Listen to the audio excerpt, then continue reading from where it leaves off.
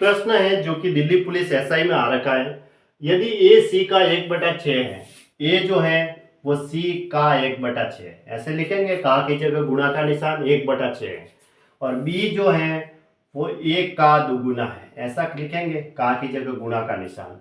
और A B C का औसत 30 है, तो ए बी सी का योग कितना होगा, ए प्लस बी प्लस सी।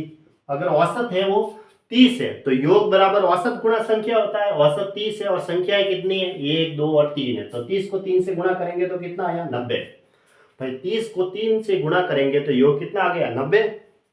ऐसे अब इनका अनुपात लेते हैं हम, तो कितना आता है, हाँ देखो ये 6 इसके गुणा में आ जाएगा, तो ए की वैल्यू तो हो जाएगी सी का गुणांक और सी की वैल्यू हो जाएगी ए का गुणांक, ऐसे लिखेंगे।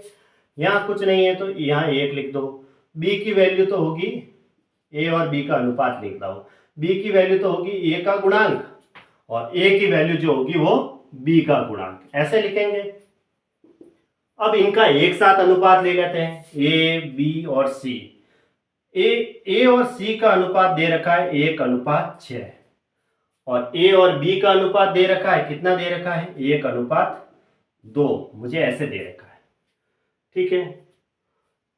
यहां बी की वैल्यू नहीं दे रखी है, यहाँ इन दोनों का अनुपात दे रखा है, तो बी तो एक ही बार है और ए है वो 2 बार है, लेकिन ए कॉमन है, दोनों में कॉमन ही है, ए की वैल्यू 1 ही है, तो इन तीनों का एक साथ लिख दो, ए बी सी हो गया, क्योंकि ये तो उभयनिष्ठ हो गया, कॉमन हो गया ना, तो इसकी वैल्यू तो 1 हो गई।